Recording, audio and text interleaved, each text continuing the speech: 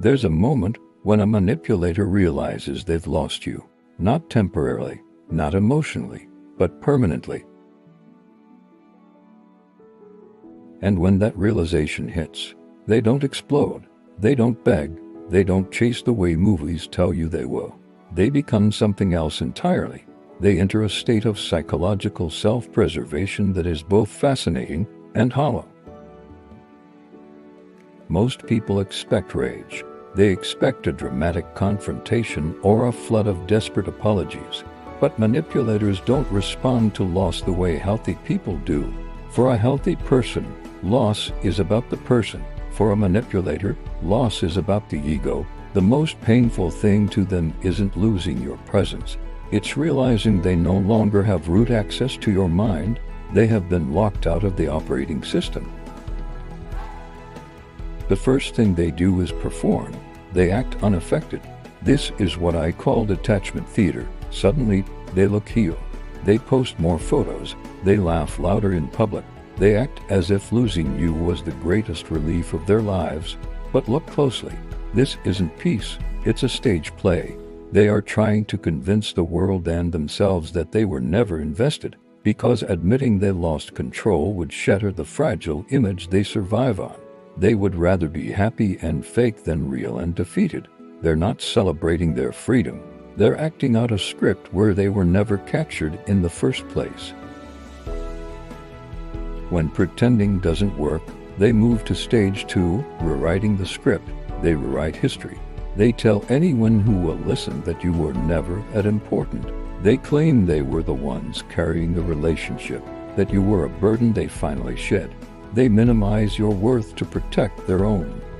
But notice the timing. They only rewrite history after you've gone silent. This story isn't for the truth. It's for survival. If they can convince themselves you were insignificant, they don't have to face the vacuum you left behind.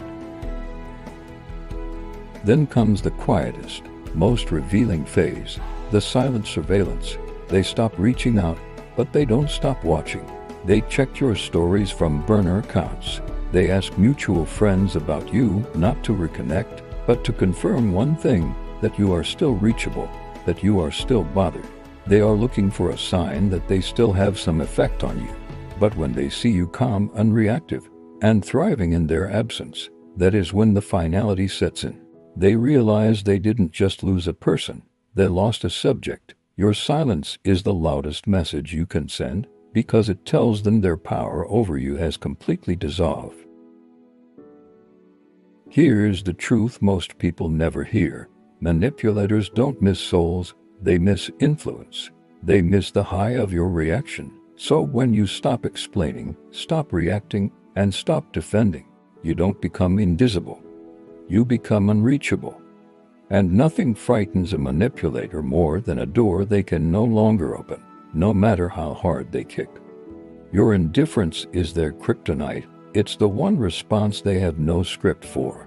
They can't argue with it, they can't negotiate with it, and they can't manipulate it.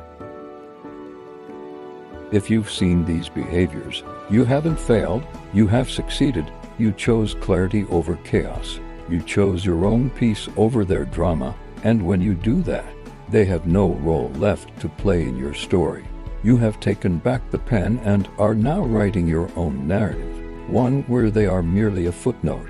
Stay calm, stay clear.